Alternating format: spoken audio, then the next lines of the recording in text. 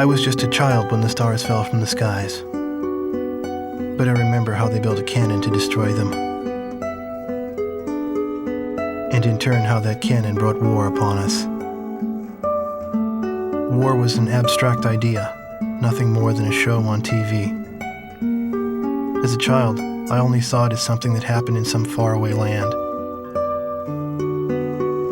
Until that final day of summer. One day while on my way to school, I looked up in the skies. A sound like distant thunder. In the blue skies far above me, contrails drew dizzying circles around in a crazy waltz. A battle in the beautiful skies far away. I could not tear my gaze away from them. A deafening roar. Sharp silhouettes appeared, as if to graze the hills and streak past me. The fighters played the cat or the mouse in turn as they climbed swiftly into the sky. One fleeing plane fell out of the skies, spiraling and spewing orange flames to crash by the Cape. The same Cape where my family lived.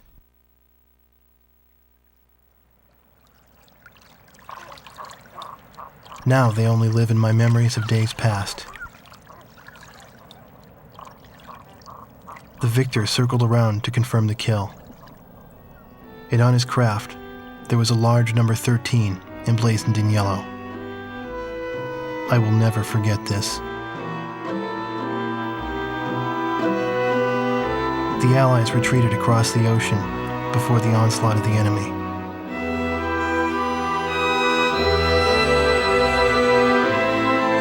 Our little town in the heart of the mainland fell into deep isolation.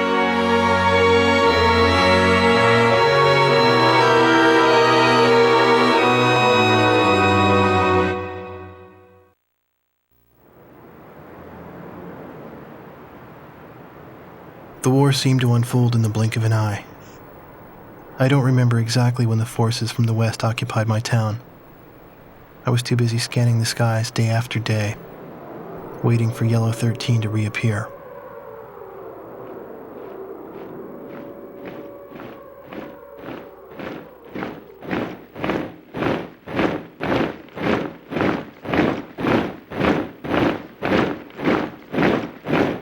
Before I knew it, everything changed. The language they taught us at school. Our friendly local sheriff disappeared and was replaced by foreign MPs. In the beginning, some people secretly tuned into broadcasts from North Point on their parabolic antennas. But as time passed, the broadcast no longer came in. Maybe the satellites were destroyed. All non-military computer networks were shut down. Gasoline was rationed to civilians. Though we lived in the 21st century, we were reduced to using crystal radios and horse-drawn carts. I moved in with my uncle in town, who used to be a taxi driver. Out of gasoline and out of work, my uncle did nothing but to drown himself in drink. I earned my keep by playing the harmonica in the town bar, the one thing I was good at. I'd play for sullen occupation soldiers in exchange for their charity and loose change, and used the money to support my uncle and myself. My uncle trash-talked the barkeep who catered to the enemy soldiers, but he never refused the money I brought home. As for myself, I had a crush on the barkeep's only daughter, who was a little older than me.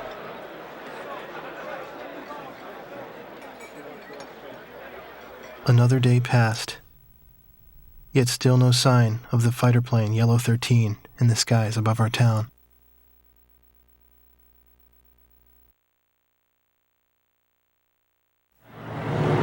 One night, a spirited group made their way into the bar, chased out the sullen army grunts, and commandeered the place.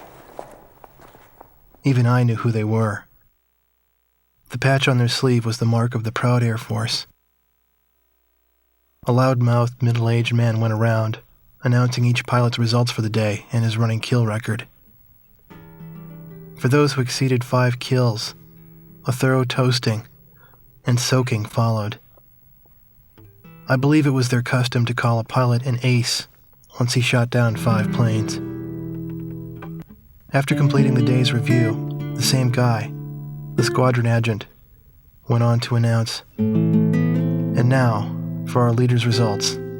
Everyone turned around to look at the quiet man who sat alone, strumming a guitar. I found myself drawn to the music from his guitar. Our Yellow 13 bagged 3 more today, bringing his new tally up to 64 kills.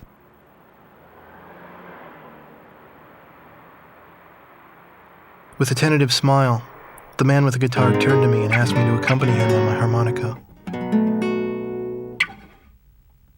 I brought it up to my lips and I started a new song.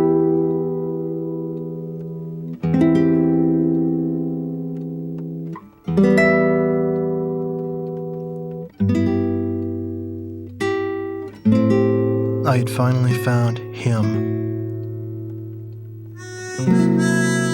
But by some fluke, it was my father's favorite song, the one he used to play at the end of each day.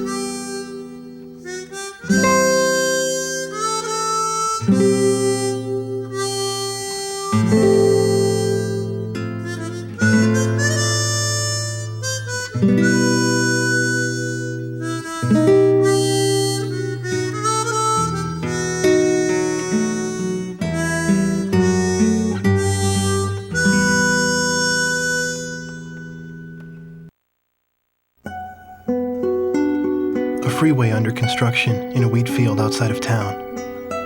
When they started construction, I remember how the mayor bragged about it, even though it would completely bypass our town. The freeway became the occupation force's makeshift runway, and the unfinished tunnels their bunkers. This was their base. They were the elite flight squadron chosen to protect the cannon. Ironically, the same cannon that was created to shoot down the asteroids became a catalyst to the war.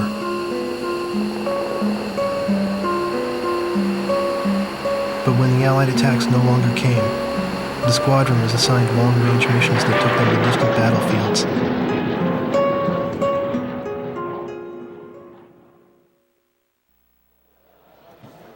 I thought of the words I would use to confront him and bided my time. Although I harbored these feelings within me, I could never get close to him.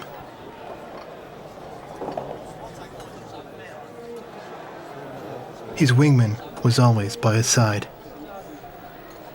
Despite having a gentle demeanor, I could tell that the wingman would never allow danger to get near Yellow 13, even on land.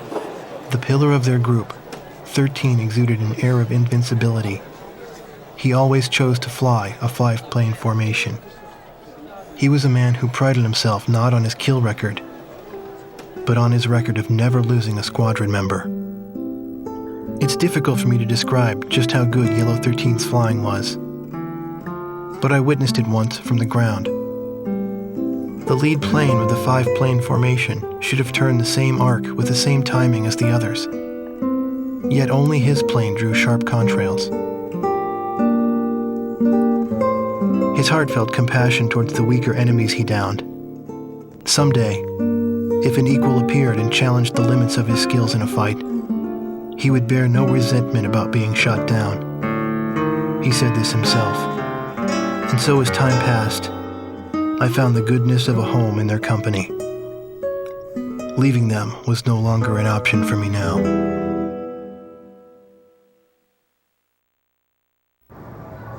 At some point I realized my uncle, my would-be guardian, had vanished.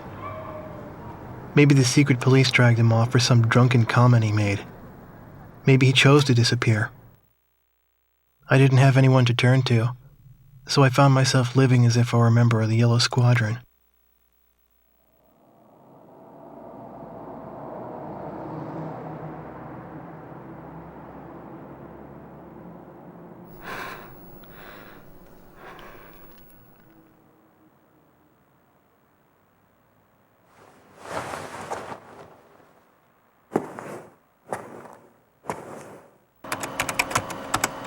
Everybody in town scorned the barkeep for doing business with the enemy. In reality, he and his family were members of the resistance, gathering up intelligence information from enemy customers. His daughter protected me, but that was only because of my tender age.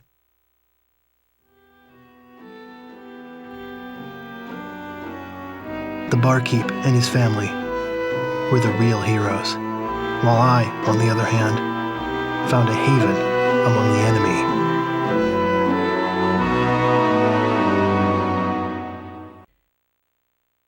It won't be long now. It won't be long till it begins, the barkeep's daughter confided to me. As a member of the resistance, she eagerly awaited the Allied counterattack on the mainland. What will happen to these people when the Allies come?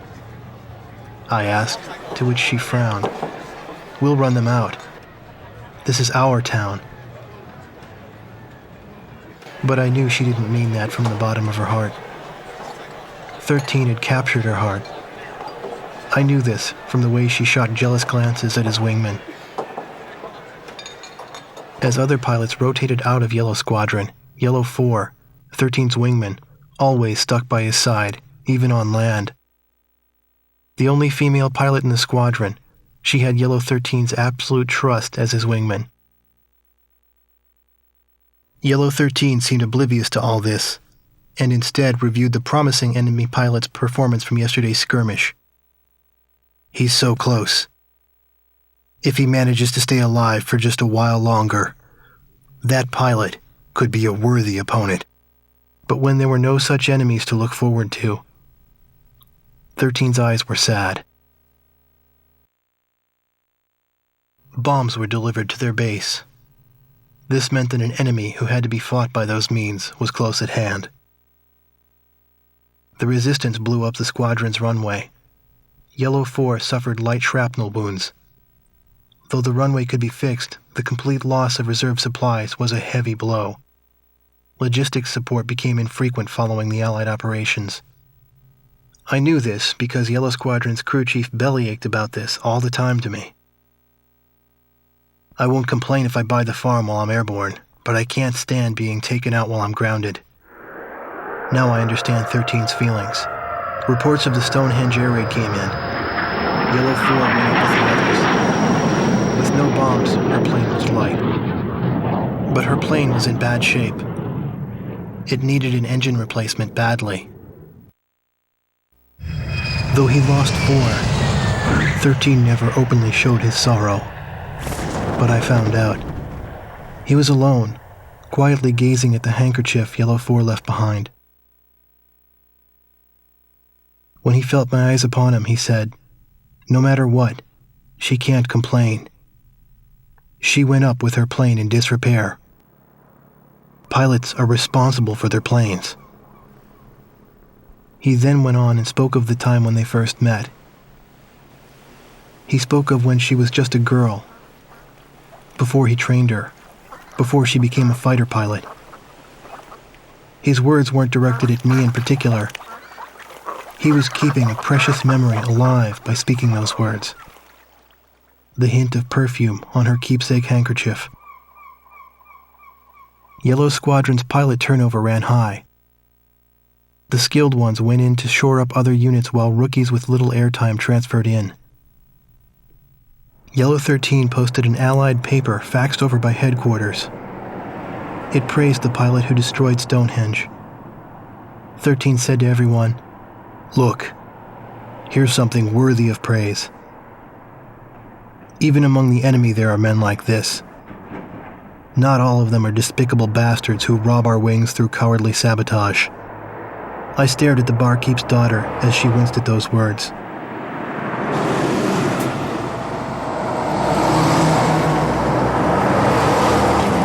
The Allies were coming to our town.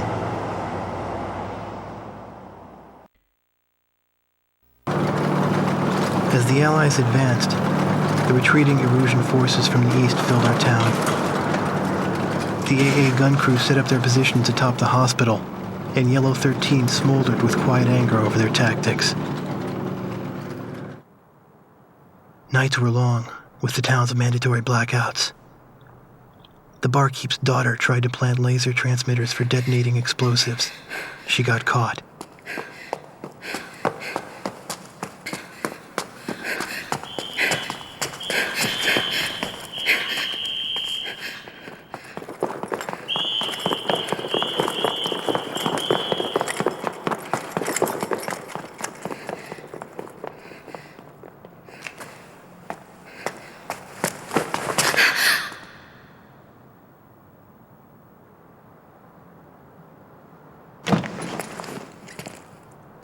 It was Yellow 13. He knew she was responsible for planting the bomb on their runway as well. The face of the enemy whom he hated belonged to someone close to him. "Get out of our town, you fascist pig." Those were the words from my mouth. I've never seen his face twist so painfully. "Do you hate us that much?" We couldn't shake or nod our heads in reply.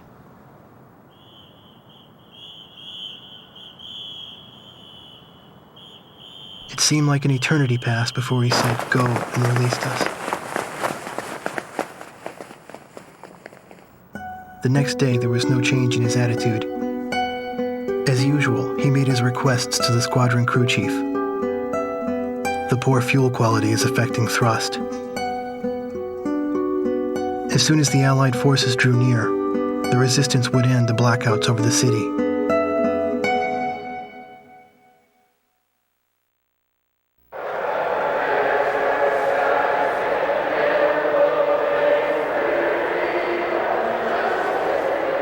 Singing. The town was free at last.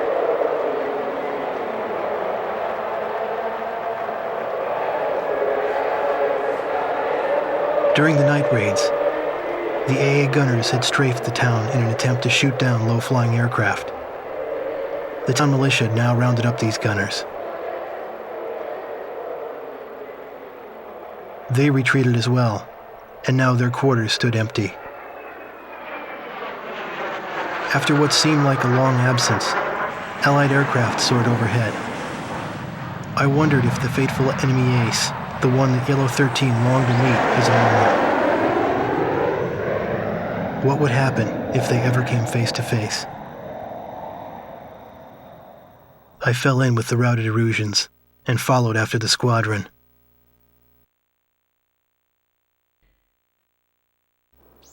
Yellow 13's body vanished into the blue skies, never to return to Earth. Only a single handkerchief fluttered down from the sky where he disappeared.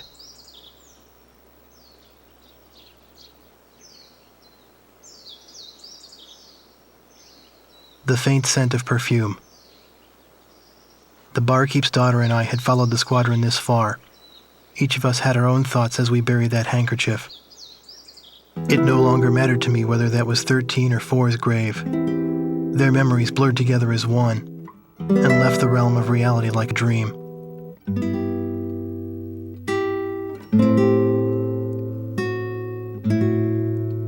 The terms of surrender were accepted that day, and the war was over.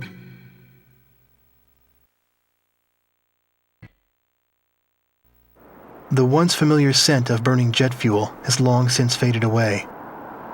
What was once Yellow Squadron's runway is now just a local highway again. I write this letter to you now. I know it must have brought him unexpected joy to have an opponent like you at the end of that meaningless war. At least that's what I want to believe. Only you, the pilot who shot him down, can confirm this. And so, I write to you.